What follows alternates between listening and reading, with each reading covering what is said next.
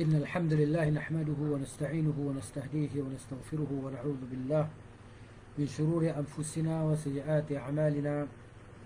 من يهده الله فلا مضل له ومن يضلل فلا هادي له. أشهد أن لا إله إلا الله وحده لا شريك له، وأشهد أن محمدا عبده ورسوله صلى الله عليه وعلى آله وصحبه أجمعين. رب اشرح لي صدري ويسر لي أمري واحلل عقدة من لساني يفقهوا قولي. Malam ni kita sambung bacaan kitab Zadul Ma'ad pada muka surat 83, kitab terjemahan. Faslun, fasal fi hadihi sallallahu alaihi wasallam fi ilaji yabsi at-taba' wa ihtiyajihi ila ma yumshihi wa yulinuhu. Petunjuk Nabi SAW untuk mengubati penyakit sembelit. Mana ya, kadang-kadang ada orang yang kena penyakit ni, dia bukan selalu kena lah, mungkin kadang-kadang tersilap makan, kurang minum air ke apa ke, dia jadi sembelit dia. Kita lihat di sini apa kata Imam Al-Qayyim rahimahullahu ta'ala. Diriwayatkan oleh At-Tirmidzi dalam jami'-nya serta Ibnu Majah dalam sunannya daripada hadis Asma binti Umais bahawa ia menceritakan Rasulullah SAW bertanya, dengan apa engkau melancarkan buang air?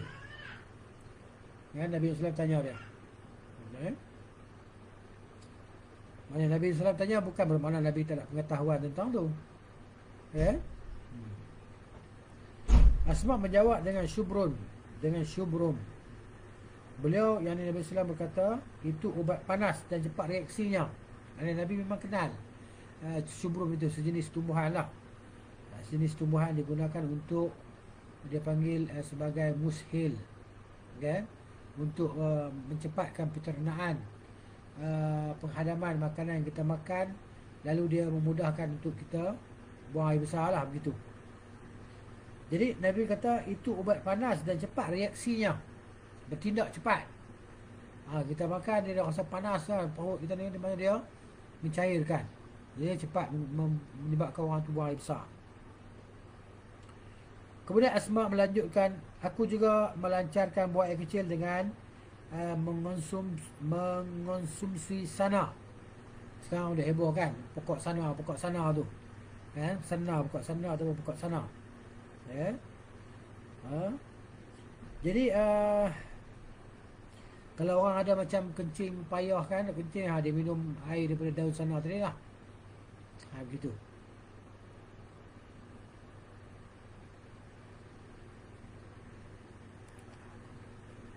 Kemudian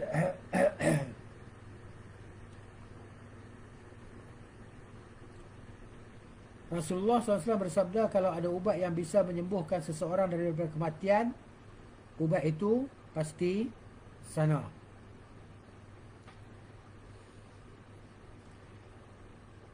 Jadi di sini kalau tengok footnote yang bawah tu kan, hadis riwayat Tirmizi, Ibnu Majah, Al-Ahmad, Al-Hakim, dalam sanadnya terdapat jahalah. Maksudnya perawi, salah seorang daripada perawi dalam jalur itu tidak dikenali, kan? Tapi kata Syekh di sini dikuatkan dengan hadis berikutnya, maka ia menjadi kuat dengannya.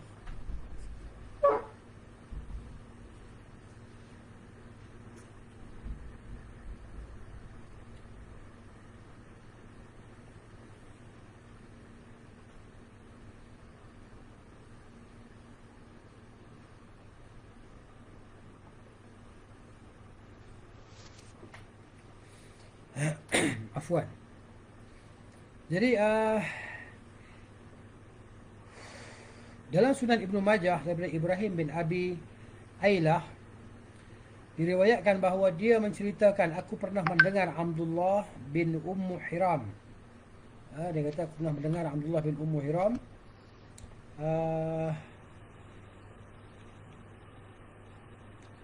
yang pernah solat bersama Rasulullah sallallahu alaihi wasallam. Ummu Haram ni, Abdullah bin Ummu Haram. Terjemah Hiram, haram, kan? Biasalah. Wa kana, dan adalah dia qad shalla ma'a Rasulullah sallallahu al-qiblatain, yang mana dia ni Ummu Haram ni dia pernah solat bersama dengan Rasulullah di dua arah kiblat. Pernah solat ke arah Baitul Maqdis di awal Islam. Kemudian setelah itu dimasukkan, kemudian solat ke arah Kaabah lah, ke arah Baitullah, Kaabah tadi. Dan dia kata, aku pernah mendengar Rasulullah SAW bersabda, alaikum bis-sana was-sanut, alaikum bis-sana was-sanut, fa inna fihima shifaan min kulli da'in illa as-sam. Qila ya Rasulullah wa mas-sam? Qala al-maut. Jadi Nabi SAW pernah bersabda, hendaklah kamu menggunakan as-sana dan as-sanut. Ya, sana dan as-sanut. Dua-dua ni adalah tumbuhan lah, sejenis tumbuhan, daun. Ya. Jadi kalau kita nak kenal pokok sana ni, mana sanut ni, Google ya. Tulis pokok sana, nanti dia keluar lah imej pokok dia, senang ya. Jadi kerana sesungguhnya pada keduanya ada ubat daripada segala penyakit, min kulli da', kecuali mati, sam. Ditanya kepada Rasulullah SAW, wa masam, apakah dia asam itu? Qala al-maut, kata Nabi SAW, asam itu adalah al-maut, yakni kematian. Begitu. Ubat segala penyakit kecuali mati lah, tak boleh nak ubat lah dengan dia. Kemudian ucapan Nabi sallallahu alaihi wasallam dalam hadis tersebut, yang Nabi tanya apa nama? Nabi tanya siapa tadi? Asma binti Umais. Asma binti Umais. Dengan apa engkau melancarkan buang air? Jadi pertanyaan tu Nabi apa dia kan? Nabi tanya tu, yakni dengan apa kamu menggunakan untuk melunakkannya sehingga boleh berjalan lancar dan tidak pada posisi berhenti. Ya. Kerana serta membahayakan kerana tertahannya kotoran dalam perut. Jadi maknanya kamu guna apa? Untuk mencepatkan pencernaan sehingga menyebabkan buang air besar cepat tadi, tanpa menyimpan makanan di dalam perut. Kamu buat macam mana? Kamu guna apa? Hari itu. Oleh sebab itu, ubat pencahar ni ubat apa? Pelawas, kan? Disebut juga ubat pencahar ataupun ubat pelahas, pelawas. Bahasa Indonesia dipanggil pelancar ataupun pelawas. Dalam bahasa Arabnya masyian. Ni dia kata di sini, Nabi tanya dia, bimadha kunti tastamshin? Masya, dia ambil kata masya, berjalan. Jadi bagaimanakah kamu memperjalankan najis itu daripada perut kamu sehingga keluar tadi dengan mudah? Ya. Jadi gitu. Maknanya dia kata sini dengan wazan fa'ilan. Wazan fa'il. Fa'ilan masyian. Ala waznin fa'il. Masyi fa'il. Begitu. Ada juga yang mengatakan bahawa disebut demikian kerana orang yang memakan ubat tersebut secara lancar, terus berjalan untuk pergi buang air. Maksudnya bila minum je air tu, pokok makan daun tu ataupun minum air dia, rebusan dia, terus saja nak buang air. Cepat sangat dia bertindak. Cepat sangat. Begitu. Apa nama? As-sana ataupun as-sanut tu kan.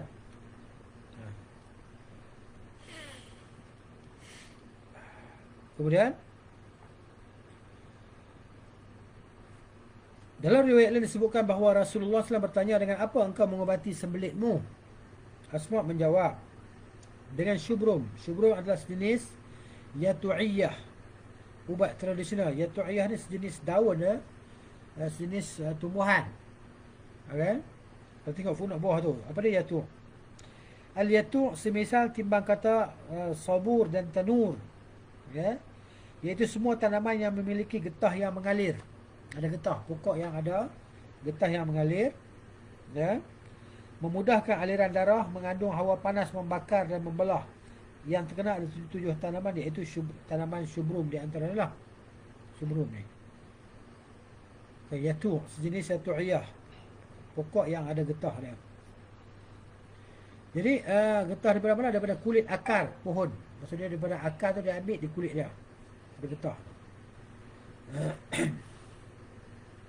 Unsurnya panas dan kering. mencapai tingkat keempat, so darjat yang keempat kepanasan tadi. Yang terbaik kata Syekh di sini adalah yang agak kemerahan. Okay? Dia punya apa nama, kulit akar tadi. Kulit akar pokok tadi kan, yang getah tu. Yang agak tipis dan ringan menyerupai kulit yang dilipat, nipis. Pokoknya secara umum ia termasuk ubat yang direkomendasikan oleh kalangan medis agar tidak digunakan. Kan? Dia apa? Syorkan jangan gunalah kerana dia berbahaya. Dia berbahaya kan, dia boleh melancarkan sehingga boleh cirit-birit kan, sampai boleh mungkin pengsan, nanti membawa kemudaratan diri pula. Sehingga dia apa? Tidak rekomenkan digunakan pokok ni. Kan? Subrum ni. Kerana berbahaya dan daya pencaharnya amat kuat sekali. Daya pelawasnya amat kuat. Minum-minum je, makan-makan je, terus rasa nak buang air besar. Begitu. Sabda beliau SAW, ubat itu panas dan reaksinya cepat sekali. Jadi har, jar. Dalam riwayat lain disebutkan panas dan kering. Har, yar. Abu Ubaid menandaskan, mengatakanlah, menyebutkan. Kebanyakan mereka menyebutnya dengan huruf ya, yakni yar. Saya Ibnu Qayyim rahimahullah berkata, dalam penyebutan tersebut ada dua pendapat. Pertama dengan lafaz har, jar, menggunakan huruf jim yang berarti kuat daya pencaharnya. Beliau menyifatkan ubat ini dengan panas dan cepat reaksinya. Maksudnya kita bila kita makan kan, panas tu. Sebab tu kita tidak digalakkan minum ais kan. Jadi ais ni sebenarnya bukan baik. Dia memudaratkan diri kita sebenarnya. Sebab tu kalau kita pergi ke kedai ubat ya, kedai herba Sinsay kan, Sinsay kedai Cina, kedai herba Cina, kalau kita beli ubat dia, kita tanya dia punya petua kan, mula-mula dia kata you jangan minum ais. Dia tak bagi kita minum ais. Jadi maknanya ais ni dia punya fungsi dia memanglah kita kata macam seolah-olah menyegarkan. Asalnya sedap, sejuk, asal kat tekak kita masuk ke dalam sejuk kan. Tapi dia memudaratkan sebenarnya. Kita diibaratkan macam ni lah badan kita ni kan. Yang dalaman ni dia bekerja. Ibarat mesin yang bekerja. Bekerja. Bila mesin dia bekerja, dia akan ada sifat panas. Sifat panas. Jadi bila sifat panas, kita masukkan yang sejuk. Kan? Yang sejuk sampai beruap jadi kan sejuk, ais. Maka bila ais sejuk kena yang panas apa jadi? Tidak balas. Dia akan berlaku peruapan gas dan tekanan dalam perut kita. Sebab tu dia mari kembung sana, kembung sini. Nak sendawa tak boleh tersangkut dekat ni. Nak sendawa tak boleh nak sendawa. Kan? Buat macam mana ni? Angin dalam badan, angin penuh dalam badan. Sebab tu kalau kita guna alat bekam kan? Guna alat bekam. Jadi hari ni 19 bulan Syaban. Jadi hari ni hari esok 20. Hari lusa 21 hari suta. Lusa siapa nak bekam boleh lah. Bekam kan? Bekam lah. Bagus. 21 bulan. Kan? Nah, kita tengah bergejolak ni. Baik. Jadi begitu badan kita kan. Dia maknanya tak sesuai unsur ais. Jadi kalau boleh kita elakkan ais. Kan, tak minum pun tak mudarat ais ni. Ya, alhamdulillah saya pun dah lama, tak lama lah. Jadi maknanya dah berhenti minum ais, tak minum ais lagi. Ya, jadi kita minum air panas, air suam kan. Begitu maknanya dia membantu tubuh kita tadi kan. Untuk membantu pencernaan insya-Allah. Begitu. Jadi beliau SAW menyifatkan ubat ini dengan panas dan cepat reaksinya, dan memang demikianlah ubat tersebut. Sifat dia macam tu, syubrum tu. Pendapat ini dipilih oleh Abu Hanifah Ad-Dinawari. Okay? Jadi siapakah Abu Hanifah Ad-Dinawari ni? Okay? Dia nama dia Ahmad bin Daud. Jadi maknanya Ahmad bin Daud. Ad-Dinawari ni satu tempat di Iran sana lah. Di Iran. Dia ni ulama Muslim daripada Iran. Yang lahir pada tahun 212 Hijriyah, diwafat pada 282 Hijriyah. Ahmad bin Daud Ad-Dinawari ni seorang alim Muslim. Dia ni pakar bahasa dan juga seorang muhandis, jurutera lah, engineer. Okay? Dan juga seorang ahli falak. Dia ambil ilmu dia daripada mana ilmu yang dia ambil? Ilmu dia ambil daripada ulama Basrah, ulama Kufah. Jadi dia terkenal sebagai digelar sebagai syekh, guru bagi para ulama tumbuh-tumbuhan. Guru bagi para ulama yang pakar dalam tumbuh-tumbuhan. Yang mana dia ada kitab dia yang ditulis kitab dia dengan kitab tu hanya sebut tentang tumbuh-tumbuhan dia. Tumbuh-tumbuhan. Yang mana ilmu tentang tumbuh-tumbuhan dia ambil daripada orang yang thiqah dan terpercaya. Dan dia sendiri melihat dan mengamal menggunakannya ataupun menggunakan orang yang diubati tentang daun-daun tadi sebagai perubatan. Ini Abu Hanifah Ahmad bin Daud Ad-Dinawari tadi. Baik. Jadi dia kata yang keduanya wahwa sawab, itulah dia yang tepatnya. Dia kata okey, jadi kata kedua itu hanya merupakan sifat. Apa dia? Al-harul jar. Perkataan tu. Yang ini dibahas tentang perkataan tu. Perkataan har, panas, dan jar tu makna apa dia? Jar. Adakah kan panas macam itu dia maknanya? Dia gunakan dua perkataan untuk menguatkan makna tadi. Ya. Jadi seperti penguat yang dalam bahasa Arab disebut sebagai taukid lafzi dalam bahasa Arab kan, tetapi juga merupakan penguat yang disebut sebagai taukid maknawi. Begitu. Oleh sebab itu banyak sekali ungkapan yang mengaitkan kata dengan sifatnya yang hampir sama bunyinya. Seperti Hasan Basan, gitu. Jadi cantik bejik kita, cantik sungguh. Yakni orang yang kecantikannya sempurna, cantik sangat, gitu. Kadang-kadang juga disebut sebagai Hasan Qasan. Demikian juga dengan kata syaitan laitan dan har jar. Padahal kata jar memiliki makna arti atau makna yang berbeza, yakni menarik atau menyeret sesuatu yang mengenainya. Jadi kerana saking panas dan kuat terikannya seolah-olah dapat mencabut dan melucuti sesuatu. Sementara kata yar secara bahasa sama dengan perkataan jar. Seperti kata sihri, sirij, sahara, saharij, sahara, tangki tak? Atau bisa juga merupakan sifat terpisah. Boleh jadi maknanya perkataan kedua menguat perkataan pertama, dan boleh jadi juga perkataan pertama makna lain, perkataan kedua menunjukkan makna yang lain.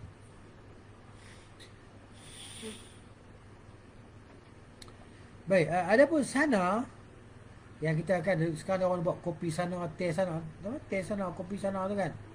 Tapi yang tak syoknya, yang tak seronoknya, dia orang letak gula dalam tu. Kan? Ada juga orang bagi hadiah dekat saya tu sepaket, 2 paket kopi sana. Teh sana tak tahu lah. Tapi saya tak minum lah sebab ada gula. Jadi alhamdulillah maknanya saya dah berhenti ambil gula. Jadi mudahnya kita tak rasa tak berminat pun. Tak ceri pun makan gula kan. Jadi kita tahu gula ni dia berbahaya untuk kesihatan kita. Kan? Dia racun putih lah dikatakan. Sebagai racun yang berwarna putih yang hari-hari dia ambil. Kalau kita ni sehari 80 sudu gula kita ambil campur semua makanan kita kan. Terutamanya orang yang suka makan di kedai-kedai makan kan. Ni memang dia orang kan masak-masak dia taruh gula kan. Kita ingat kita tak makan karbohidrat, tak makan nasi. Kita makan ikan bakar. Tapi ikan bakar tu tahu tak apa pes dia? Pes dia mesti ada gula. Kan? Kalau pes tak ada gula, tak sedap. Dia nak rasa pedas. Dia nak rasa masin sikit, lemak, dan dia nak rasa manis. Pedas-pedas, manis. Sebab tu kalau kita beli nasi lemak pagi-pagi kan, nasi lemak biasa ke, nasi lemak sambal sotong ke apa ke, dia pasti akan rasa pedas, manis. Ni. Jadi kalau rasa pedas tak rasa manis, dia orang tak suka kan. Saya pun begitu juga. Suka pedas dan manis dululah. Tapi sekarang sekali-sekala kita makan nasi lemak je kan. Sambal kita makan juga. Tapi tu kalau bolehnya kita elakkan gula ni kan. Begitu. Jadi itu perbincangan tentang perkataan lah tambahan tadi. Adapun sana secara bahasa juga dibunyikan dengan 2 cara. sana atau sana. Artinya adalah jenis tumbuhan daripada Hijaz. Ni kalau kita boleh Google lah. Kita Google, kita dah tengok. Dulu kita tak tahu pokok-pokok ni kan. Jadi kita boleh Google cari pokok sana, Wikipedia ke apa-apa, dia image ke dia akan keluar. Kan? Image pokok tersebut lah. Kita tahu rupa dia pokok dia kan. Sekarang buat teh, buat kopi kan. Tapi yang tak seronok dia letak gula. Kalau datang kebaiknya dia tak taruh gula. Sebagai minuman kesihatan, dia tak gula lah. Kenapa tak gula? Kan? Gitu. Jadi yang terbaik adalah yang tumbuh di Mekah lah. Pokok sana yang terbaik adalah yang tumbuh di Mekah. Ia adalah jenis ubat yang mujarab. Perkataan mujarab ni perkataan bahasa Arab ni. Mujarrabun. Sesuatu yang telah teruji. Jadi mujarab ni makna dia sesuatu yang telah dicuba dan telah teruji lah. Yang telah diuji. Begitu.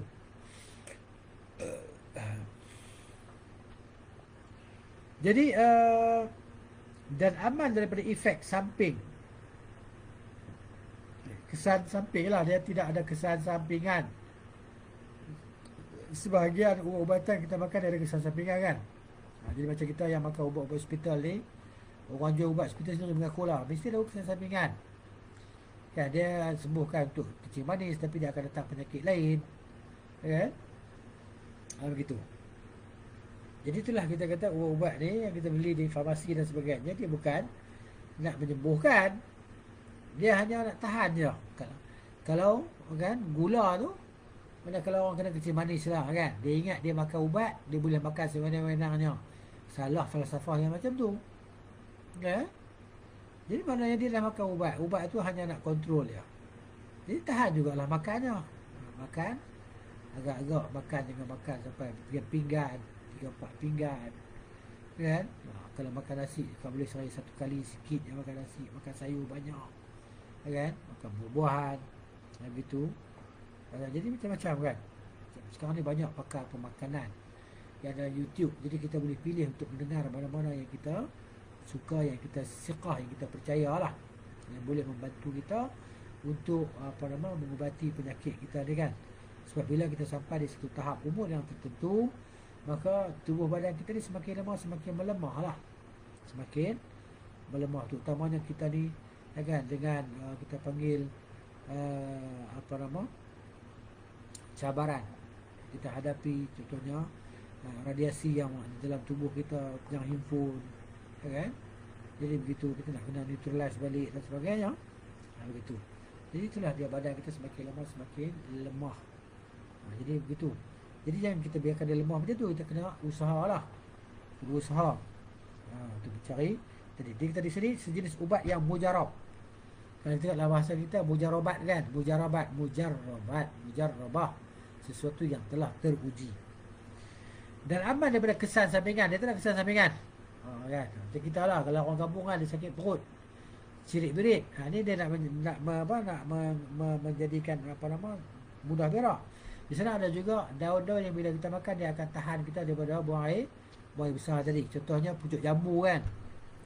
Jadi kalau sahabat-sahabat di sini orang kampung yang tahu kan kita panggil pengamalan tradisional untuk sakit-sakit yang macam ni kan. Dia sakit perut, cirit-birit kan, apa kita patut buat? Makan pucuk jambu. Ambil yang pokok jambu kan, jambu batu kan, jambu apa kan. Kita ambil yang pucuk dia tu, 2-3 pucuk, kita pun kunyah, kita telan. Dia akan tahan. Dia kelak dia tu akan tahan kita daripada cirit-birit. Begitu. Begitu juga kan di antara perubatan tradisional orang tua kita ada menggunakan daun ketum ya. Daun ketum. Jadi daun ketum tu, maknanya semua kita maklum lah, kita rasa kan, kalau sebahagian di kampung-kampung ada ditanam pokok-pokok ni. Kan biasanya kalau orang kampung orang tanam pokok ni walaupun sepokok. Kenapa? Sebagai alasan ni untuk ubat macam ni lah. Kadang-kadang untuk sebagai ubat cirit-birit. Kan? Cirit-birit dia gunakan daun tu, dia akan ambil lah. Itu petua orang kampung lah kan. Dia akan ambil selai daun 2 helai ke 3 helai ke, dia akan buang urat-urat di daun tu. Dia akan tarik keluar urat-urat daun tadi, daun ketum tu, maka dilipat-lipat, digulung macam daun sirih, maka kunyah sampai hancur, telan. InsyaAllah dia akan apa nama, tahan daripada cirit-birit lah. Dia cirit-birit lah. Begitu. Jadi biasalah kan. Sana macam-macam daun. Daun untuk ubat. Kalau tempat kita macam-macam daun juga kan. Jadi daun contohnya untuk digunakan sebagai untuk kencing manis. Daun sambung nyawa. Kan, daun sambung nyawa. Kalau siapa tak pernah tengok, dia boleh Google apa nama. Kalau dalam bahasa dia panggil juga daun ketum Cina. Daun ketum Cina. Jadi kat saya pun ada pokok tu. Yang saya pun tadi ada rebus air sikit daun ketum Cina kan, untuk kita kata itulah sebagai usaha kan, untuk apa nama, jaga gula dalam badan kita tadi lah. Begitu. Ataupun kita panggil dalam istilah dia sambung nyawa. Sambung nyawa. Gitu. Ya, dia ada petua-petua dia yang diberi oleh orang yang dah pernah buat eksperimen ini dan dia berjaya, alhamdulillah. Tapi kita tahu lah, mungkin orang lain orang lain sifat dia, tak sama dia, wallahu a'lam. Boleh cubalah. Begitu. Kemudian cukup stabil, panas dan kering sekali. Ini pokok sana ni, daun sana ni kan. Ini boleh Google lah, tengok apa nama, macam mana rupa dia. Kemudian berkhasiat mencaharkan maksudnya melawaskan unsur kuning dan hitam. Kan, unsur kuning dan hitam maksudnya najis kita tadi lah. Kan? Sama ada kencing ataupun buang besar tadi. Dan serta memperkuat otot jantung. Ini kata Ibn Qayyim rahimahullah ta'ala dalam kitab dia ni, maknanya dia boleh memperkuat otot jantung. Jadi begitu. Pakai pemakanan ni macam-macam kan, ada orang buat kajian kan, gitu. Sebagai orang kata macam tu, telur ayam tak boleh makan, kolesterol dan sebagainya. Kata makan, kerana telur merah itu yang masak separuh masak itu, dia akan dapat melembutkan saraf jantung dan sebagainya. Macam-macam yang kita dengar kan. Wallahu ta'ala a'lam. Masing-masing dengan kajian dia lah. Itu merupakan manfaat yang baik sekali daun sana tu. Khasiat utamanya adalah menghilangkan gangguan atau luka dalam tubuh. Kan? Dia akan juga menghilangkan luka dalam tubuh, merenggangkan otot. Kalau kita ada kekejangan otot, dia akan kendurkan otot tadi. Kemudian dia juga boleh memperlebatkan rambut. Kalau kawan-kawan kita yang rambut tak ada ni kan, yang rambut ni dia tak boleh tumbuh, jarang, rambut dia luruh kan, boleh cuba ni lah. Gitu. Kemudian menghilangkan kutu dan pusing berat, yang ni pening kepala, sakit kepala kan, boleh hilang. Kudis di kulit dah, kudis ni kan, di badan kita lah. Jerawat juga boleh membantu menghilangkan jerawat. Kemudian gatal-gatal dan epilepsi. Dia kata apa nama itu, kita belajar epilepsi apa tadi, lupa lah saya. Okay. Kekejangan sawan. Kita epilepsi ni sawan.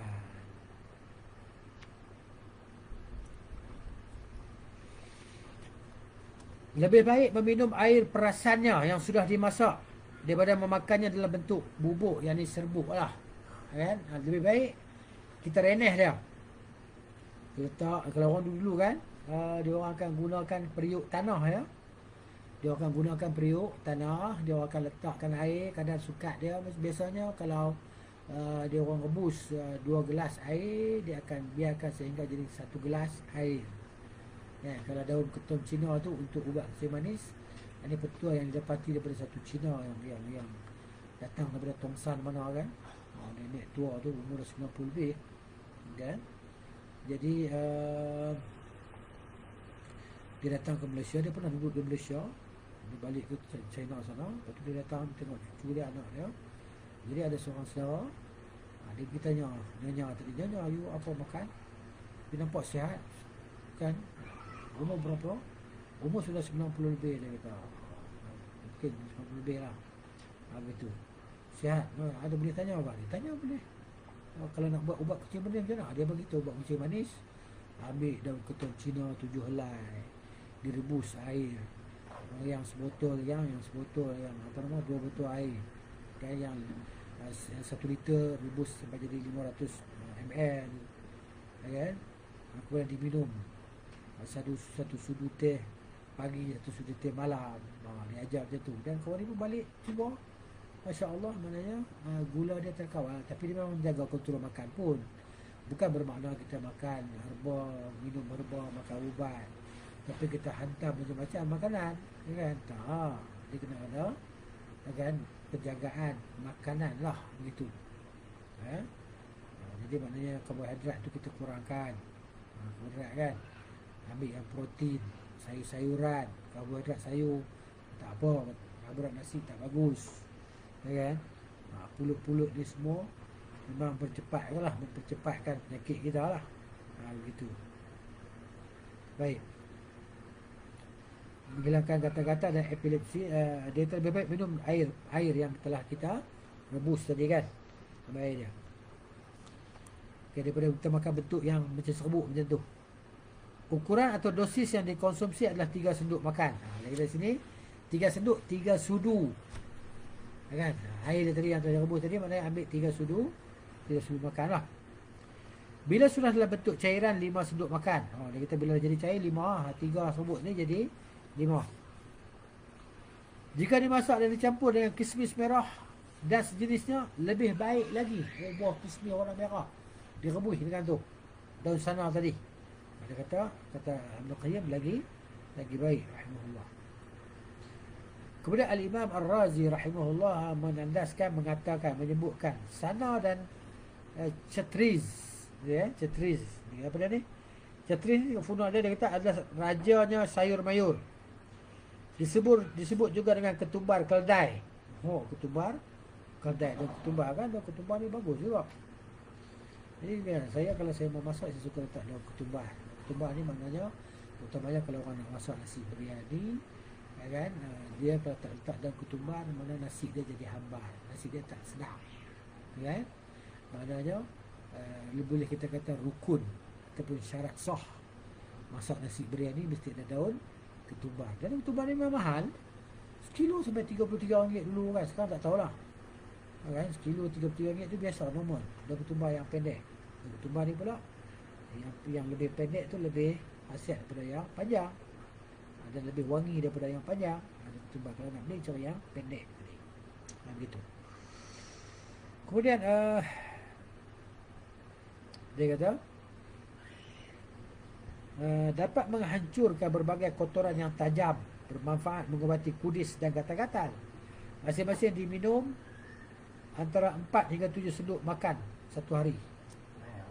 Bagi-bagilah, pagi, tengah hari, malam tadi. Yang penting habiskan 7 sudu makan tu. Itu cerita tentang sana, pokok sana, kan? Yang mungkin kita ada dapat video tentang apa, tentang khasiat daun sana ni, kan? Begitu. Adapun sanut ada 8 pendapat yang menafsirkannya. Ada 8 pendapat yang tafsirkan perkataan sanut ni makna apa. Pertamanya, artinya adalah madu. Pertama ditafsirkan sebagai madu. Kedua, kemungkinan adalah bahagian daripada minyak samin yang mengeluarkan bintik-bintik hitam pada permukaan minyak tersebut. Itu sanut. Sebahagian daripada minyak samin, dia kata. Minyak samin ni minyak lemak lah. Begitu. Saya kita tengok dalam teks Arab dia. Dia panggil di sini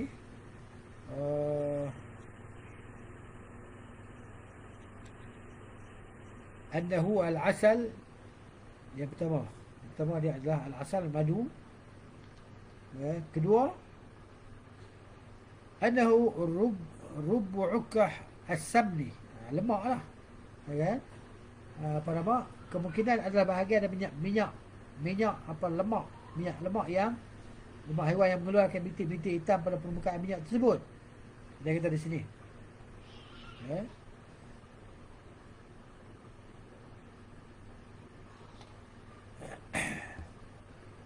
Ini disebut oleh Amru bin Bakar As-Saksaki, kan? Amru bin Bakar As-Saksaki. Kemudian yang ketiganya, annahu habbun yushbihul kamun wa laysa bihi, qala Ibn al-Arabi. Qalahu Ibn al-Arabi. Jadi demikianlah sebelum Umar bin Bakar As-Saksaki. Ketiga saud adalah biji-bijian yang menyerupai jintan. Jintan demikian disebut oleh Ibn al-Arabi dengan lafaz berbeza. Keempat, jintan manis. Di makna dia juga. Kelima artinya adalah Razyani. Diceritakan oleh Abu Hanifah Ad-Dinawari. Dari sebagian masyarakat Badui. Keenam, Syabt. Ketujuh, kurma. Demikian ditegaskan oleh Abu Bakar Ibnu As-Sinni Al-Hafiz. Kedelapan, madu yang dicampurkan dengan samin. Demikian ditegaskan oleh Abdul Latif Al-Baghdadi. Ini kata dia, kan? Maknanya penggunaan sanut tadi, kan? Sanut tu, apa benda sanut disebut tadi? Sebahagian kalangan medis menyatakan yang terakhir ini lebih tepat dan lebih mendekati kebenaran, yakni bahawa sana itu digunakan setelah ditumbuk dan dicampur dengan madu dan minyak samin, lemak, kan? Lemak haiwan tadi dibakar, kan? Maka dia mencair, akan jadi minyak. Minyak kibas ke, kan? Minyak kuda ke, salah.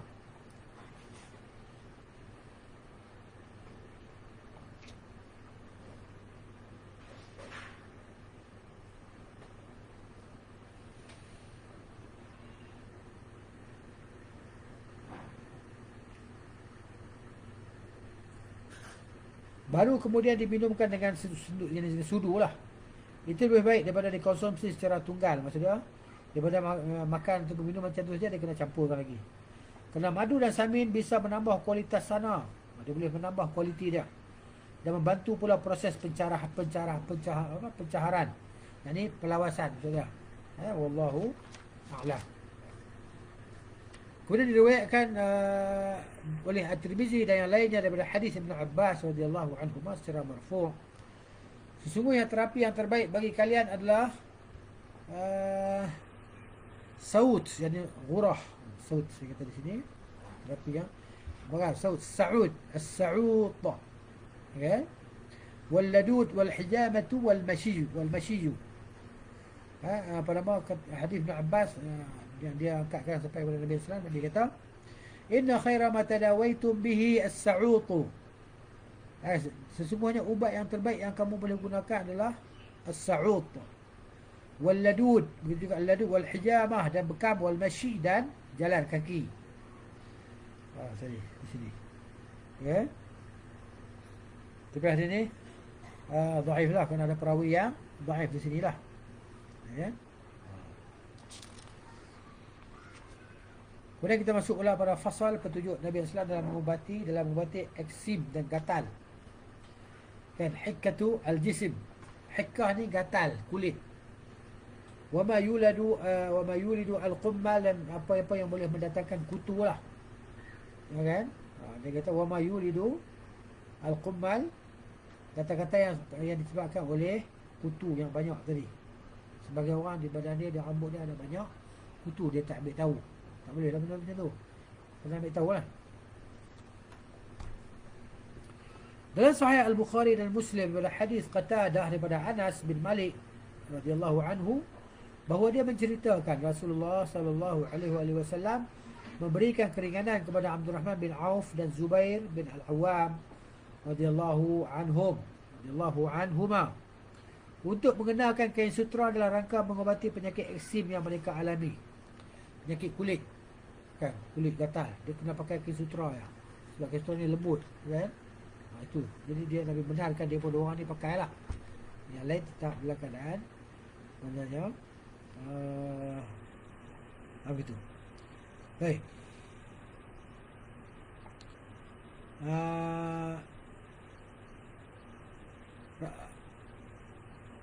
Jadi daripada Anas radhiyallahu anhu yang menceritakan Rasulullah memberikan keringanan kepada Abdurrahman bin Auf dan Zubair bin Al-Awwam radhiyallahu anhuma untuk mengenalkan kain sutra dalam rangka mengubati penyakit eksim, penyakit kulit. Eczema. Eczema lah.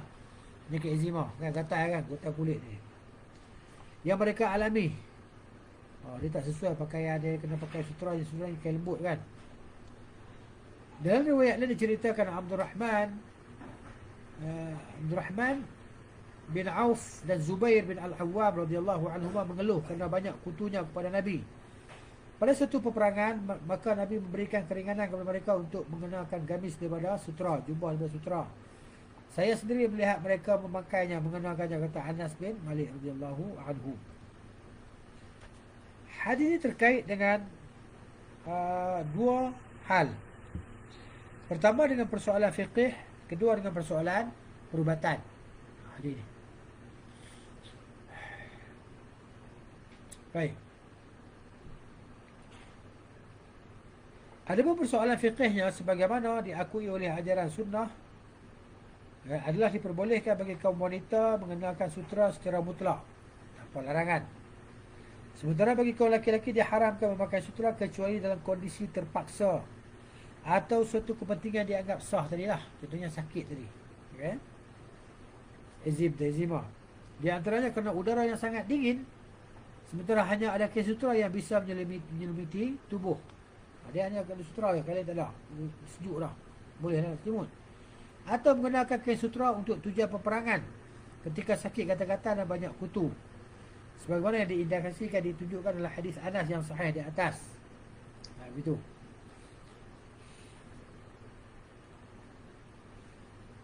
Pendapat yang membolehkan adalah riwayat yang lebih sahih daripada Imam Ahmad rahimahullah, dan juga riwayat lebih sahih daripada Imam Syafi'i rahimahullah, kerana hukum asalnya adalah tidak adanya pengkhususan kuasalnya.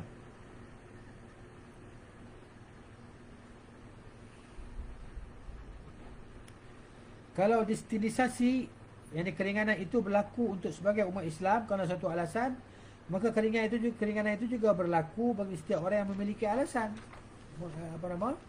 Itulah dia alasan tu kan, hujah tadi tersebut, kerana suatu hukum bersifat umum kerana keumuman penyebabnya. Baik, sementara kalangan yang tetap melarang mengenakan sutra secara mutlak bagi kaum lelaki menyatakan bahawa hadis yang mengharamkannya bersifat umum. Sementara hadis-hadis yang memberikan destinasi keringanan, kelonggaran, kemungkinan hanya dikhususkan untuk Abdurrahman bin Auf dan Zubair bin Al-Awwam. Namun mungkin juga berlaku kerana selain mereka. Kalau keduanya mungkin, maka lebih tepat bila kita mengambil hukum yang lebih umum. Oleh sebab itu sebahagian perawi mengatakan tentang hadis ini, saya masih belum tahu apakah destinasi ataupun dia panggil keringanan, kelonggaran itu masih berlaku bagi selain mereka berdua ataupun tidak. Saya pun tak tahu, kata sebahagian ulama lah. Baik, di sini yang benarnya destinisasi ataupun keringanan itu bersifat umum, siapa saja. Kerana hukum kebiasaan dalam syariat adalah demikianlah, kecuali bila ada pengkhususan dan tidak ada orang lain yang dilibatkan dalam kekhususan tersebut. Seperti ucapan Nabi SAW kepada Abu Burdah, sah untukmu tetapi tidak sah untuk selainmu. Maksud dia apa? Ketika dia sembelih anak kambing yang tak cukup umur kan, tak cukup umur, ataupun dia sembelih kambing, dia sembelih anak kambing kurban, dia buat kurban anak kambing sebelum solat hari raya. Jadi kalau ikutnya tak sah. Nabi kita untuk umur sah, untuk ahli tak sah. Keringanan yang Nabi SAW bagi pada dia lah. Itu. Dia tak ada haiwan lain lah, kena korban yang tu yang dia ada untuk korbankan. Jadi haraplah Allah bagi pahala dekat dia, pahala haji tadi.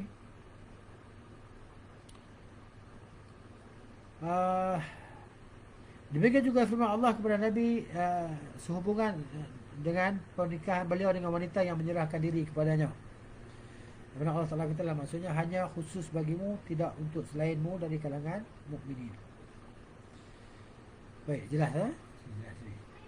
Diharamkan sutra adalah cara untuk mencegah kemungkinan perbuatan haram lainnya. Kan, sadu zara'i' dipanggil. Oleh sebab itu sutra masih dibolehkan bagi kaum wanita. Demikian juga untuk kaum lelaki untuk hajat dan kepentingan yang mendesak. Macam tadi lah, berubat kan. Dan ini adalah kaedah bahawa sesuatu yang diharamkan kerana menjadi sebab perbuatan haram bisa saja dibolehkan demi sebuah kemaslahatan dan kepentingan yang mendesak.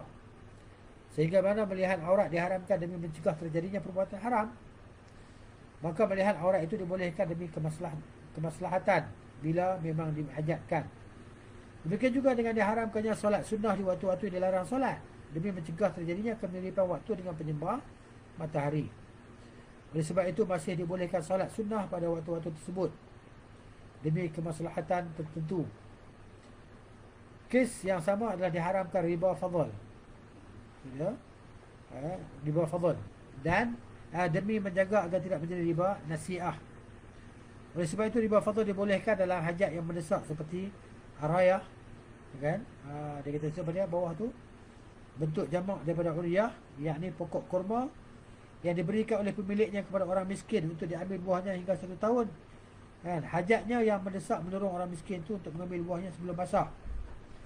Dan itu dibolehkan baginya, tidak dilarang. Dia kata di sini. Kan? Baik. Kami telah mengupas secara tuntas berkaitan dengan halal haramnya pakaian sutra dalam buku kami At-Tahbir lima yahillu wa yahrumu min libasil harir. Maksudnya kitab karangan Ibnu Qayyim rahimahullah ta'ala lah. Begitu. Kemudian fasal. Inilah. Jadi saya rasa kita sebenarnya berhenti di sini lah. InsyaAllah kita sambung lagi pasal tu pada kelas yang akan datang insyaAllah. InsyaAllah ta'ala. Baik, kita sudahi dengan تسبيح كفارة. سبحانك اللهم وبحمدك أشهد أن لا إله إلا أنت أستغفرك وأتوب إليك. السلام عليكم ورحمة الله وبركاته.